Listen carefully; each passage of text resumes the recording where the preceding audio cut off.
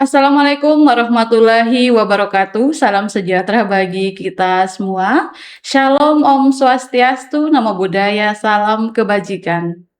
Sahabat Bawaslu dimanapun berada, kembali lagi bersama saya Fitri dalam podcast Bu Heli, Bawaslu Hulundalo Edukasi Pemilih, masih dengan informasi seputar pengawasan pemilu dan demokrasi di Gorontalo. Dan bicara terkait pemilu, seringkali perhatian kita ini hanyalah tertuju pada proses pemungutan suara dan juga hasil akhirnya. Akan tetapi, jauh sebelum itu ada salah satu aspek yang juga sangat mempengaruhi integritas demokrasi kita. Yang salah satunya adalah dana kampanye, bagaimana dana kampanye ini diperoleh, digunakan, dan juga diawasi.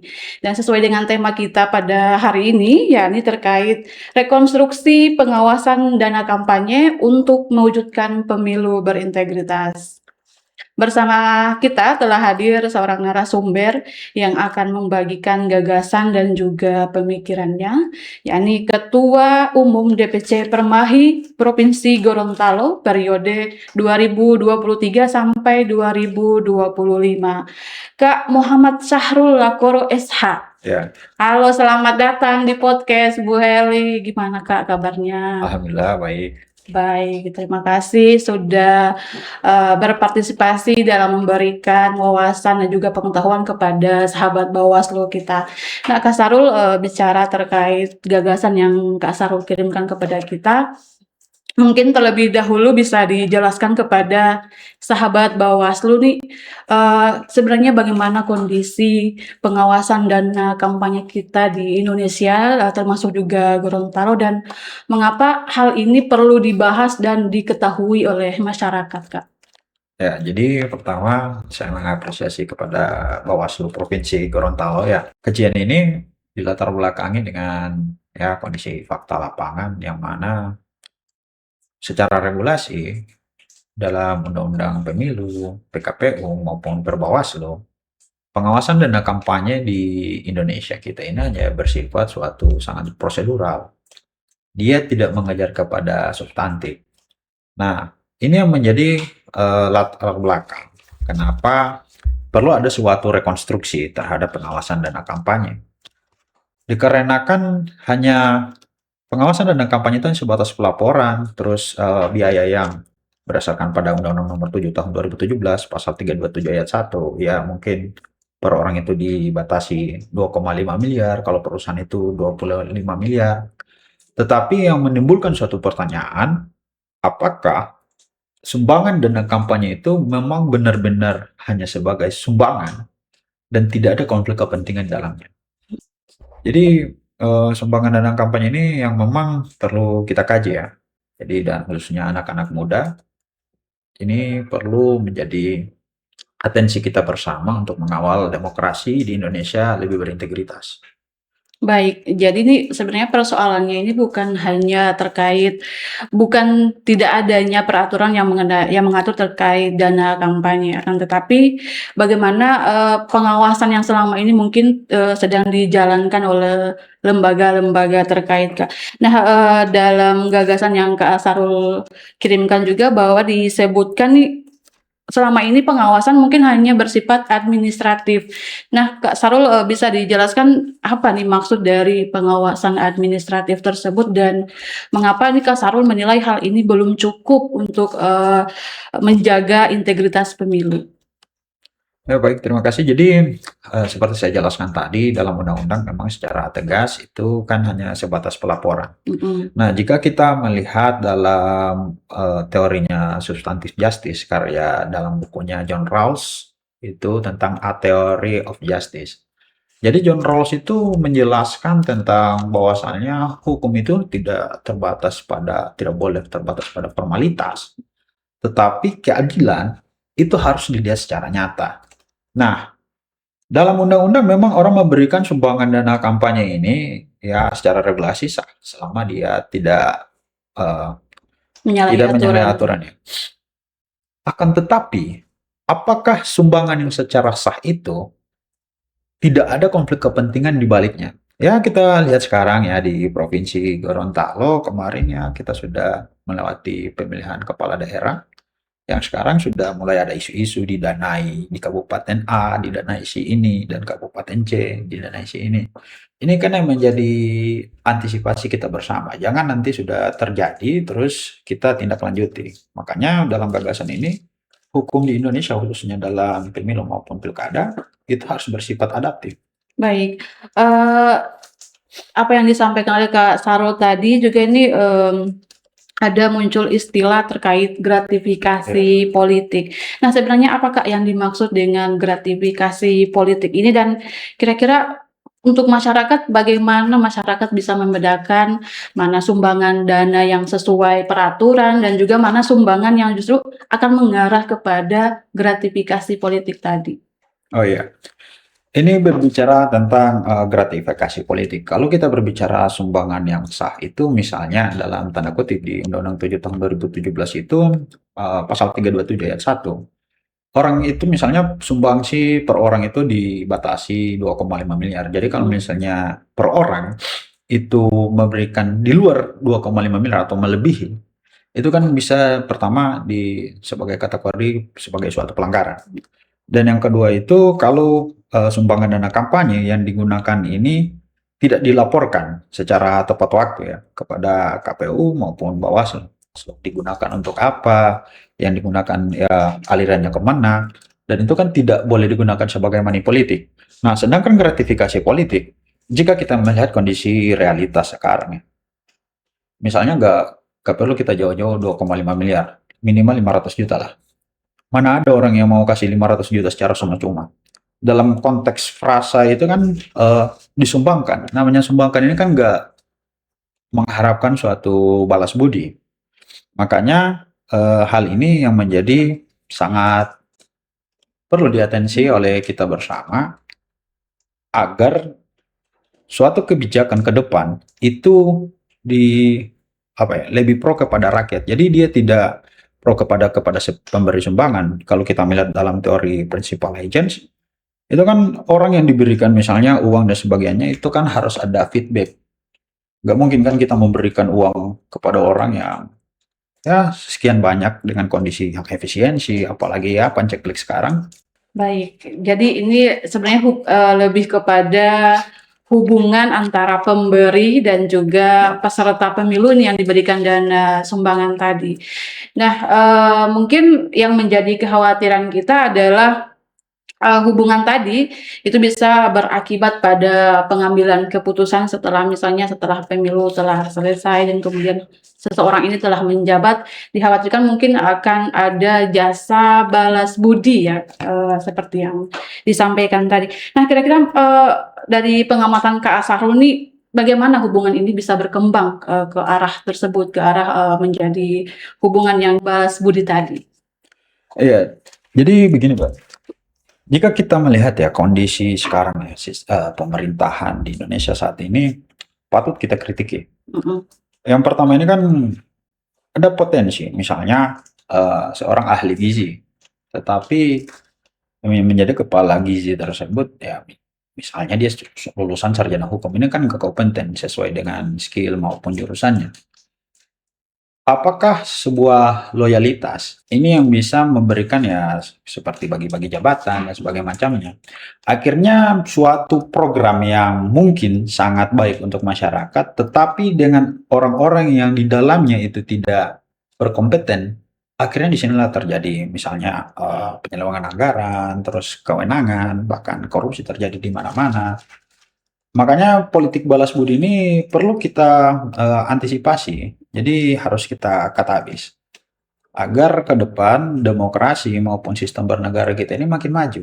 beberapa resiko mungkin yang akan kita hadapi setelah pemilu tadi, dalam gagasannya Kak Sarul juga ini ada menawarkan, model atau mungkin solusi ya dari untuk mengantisipasi kekhawatiran kita ke depan, yakni terkait, sigap ya, sistem integrasi, gratifikasi, dan analisis pendanaan politik. Nah, kira-kira, Kak Sarul bagaimana ini, model ini bisa berjalan, dan bagaimana konsep tersebut bisa diterapkan dalam rangka pengawasan dana kampanye tersebut?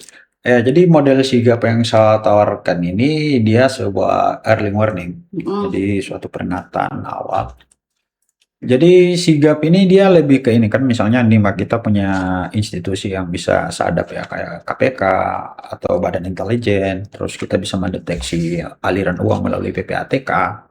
Nah, mereka ini harus bekerja sama dengan Bawaslu maupun KPU ke depan.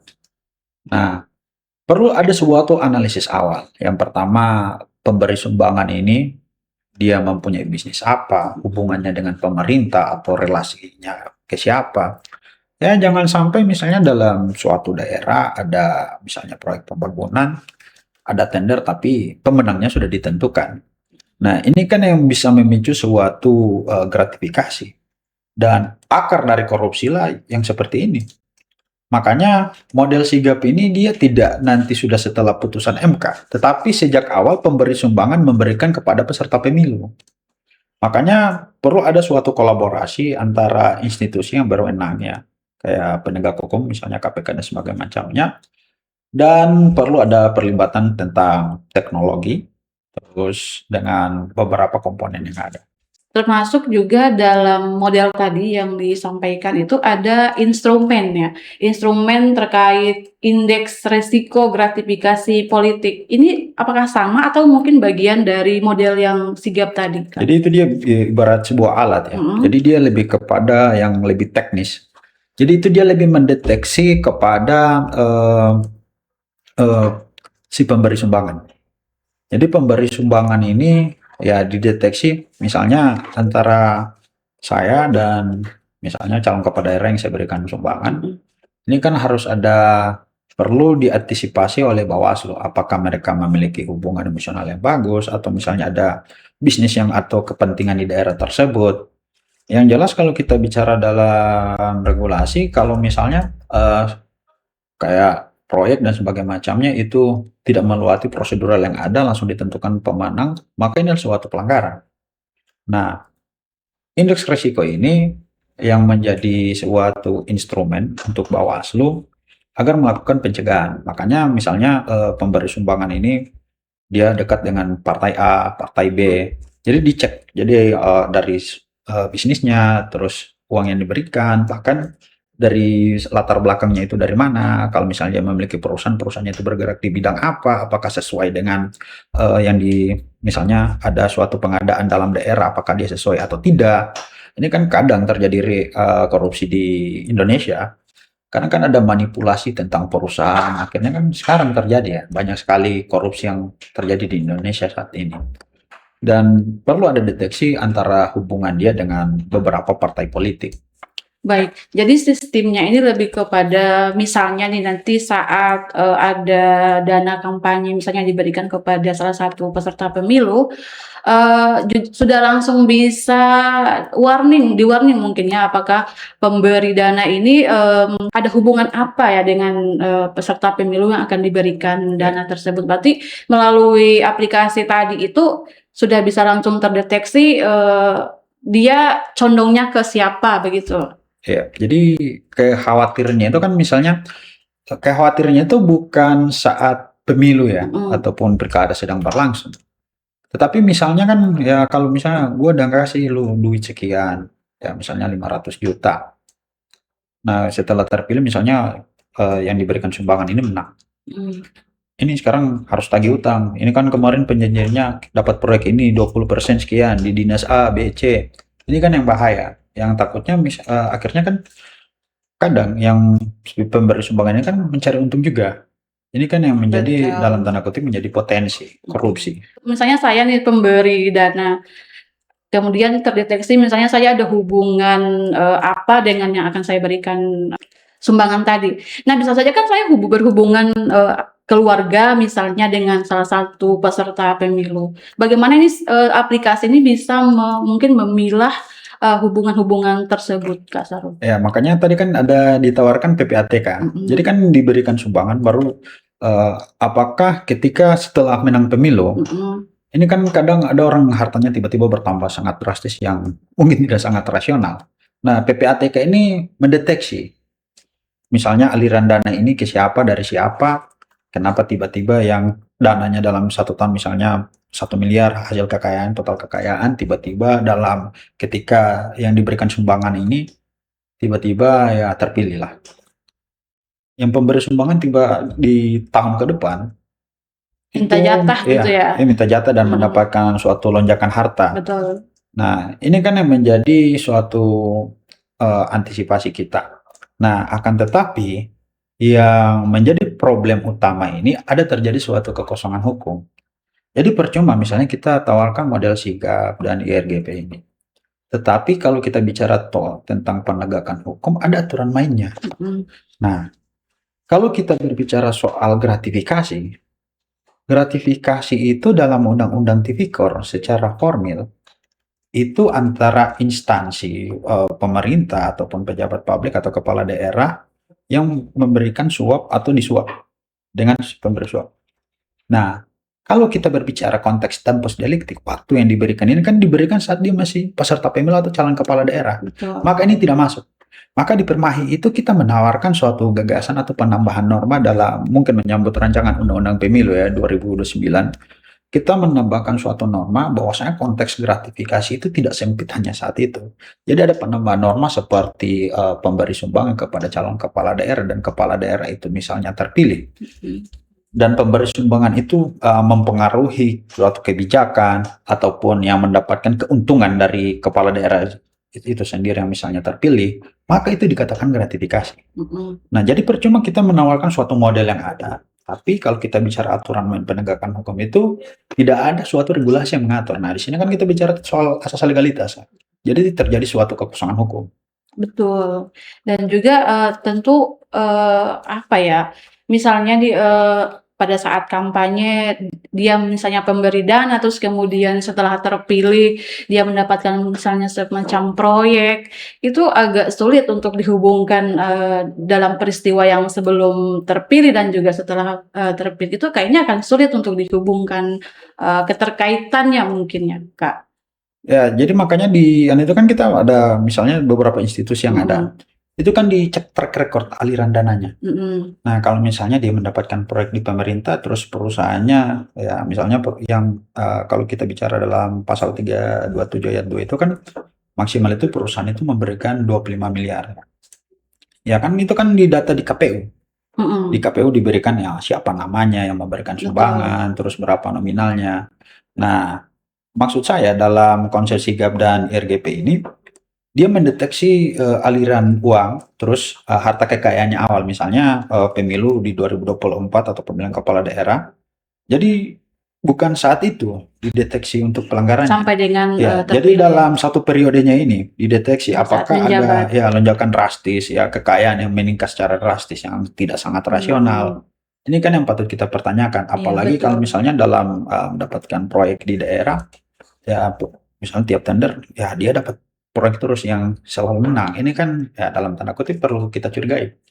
Iya betul, tapi kan, seperti yang disampaikan Kak Sal juga itu tadi terdapat kekosongan hukum, maksudnya oke mungkin kita bisa deteksi, tapi yang hukum untuk menjerat yang bersangkutan ini kayaknya masih belum kuat atau bagaimana? Iya, makanya tadi kita menambahkan suatu penambahan norma ya. Jadi gratifikasi itu tidak hanya sebatas tadi Mhm, bahwasanya kalau bicara dalam undang-undang tipikor itu secara formil eh, gratifikasi itu dapat dikatakan orang yang memberikan uang kepada pejabat publik ya, kayak suap dan sebagainya macam. Nah, makanya harus ada penambahan norma. Jadi gratifikasi itu di apa ya, kayak diperluas lah. Jadi saat calon, jadi penambahan norma itu calon kepala daerah yang misalnya pemberi sumbangan kepada calon kepala daerah atau peserta pemilu dan calon kepala daerah itu misalnya terpilih mhm, dan misalnya peserta pemilu yang terpilih dari si pemberi sumbangan dan kewenangan atau kebijakan itu menguntungkan kepada pemberi sumbangan, itu dapat kita kategorikan gratifikasi.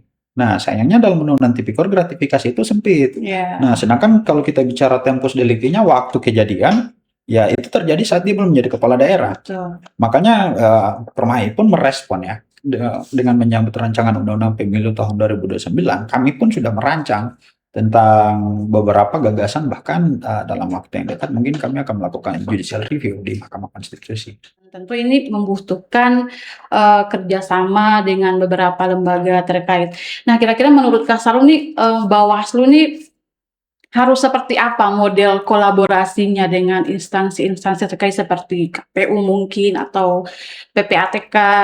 Kira-kira akan bagaimana model kolaborasi yang baik agar model yang Kak Sarul tawarkan tadi ini bisa tersalurkan atau bisa kita terapkan mungkin dalam rangka pengawasan dana kampanye nanti? Iya, seperti yang saya jelaskan tadi, kan pelaporan awalnya ini kan di KPU, jadi Betul. kita sudah punya data awal. Mhm. Nah, jadi Bawaslu ini ya sebagai pengawas dalam tahapan pemilihan. Nah, kita libatkan di situ PPATK, Mhm. KPK, dan Betul. beberapa penegak hukum. Nah, bukan hanya saat pemilu, tapi mereka ini yang berwenang ketika misalnya yang saya sebutkan tadi dalam penambahan frasa tentang calon kepala daerah itu yang memberikan keuntungan kepada penyumbang itu Mhm. didapatkan gratifikasi. Nah, mereka ini akan bergerak. Jadi Bawaslu mungkin hanya oke lah kita sampai di pemilu pasca putusan Mahkamah Konstitusi. Nah, kenapa kita menawarkan hal tersebut? Karena dengan kondisi praktek yang ada, misalnya ya terjadi hal tersebut. Tetapi kalau dalam bicara pemilu maupun pilkada, ketika Mahkamah Konstitusi sudah ketuk palu, ya kadaluarsa. Nah, inilah mereka tugas fungsi dan wewenang mereka. Jadi mereka dalam jangka panjang dihitung dalam satu periode. Misalnya, wah ini si pemberi sumbangan ya sudah mulai meningkat hartanya, ini tidak rasional. Dia menang proyek tender di mana-mana ini. Bahkan kadang ada proyeknya yang mungkin nggak benar, akhirnya tapi dia dapat proyek lagi. Betul. Ini kan menjadi suatu masalah. Mhm. Makanya saya katakan tadi, kadang ada program pemerintah itu yang sangat bagus, tapi oknum-oknum di bawah itu yang ya main, yang memberikan semacam ya harus balik modal dan sebagainya macamnya. Ini kan menjadi sebenarnya model juga ini menjadi keuntungan bagi pemerintah untuk meningkatkan suatu elektabilitas dan integritas. Jadi kalau kita bicara dalam teori good governance, ya transparansi itu tidaklah cukup. Dia membutuhkan akuntabilitas dan integritas. Betul.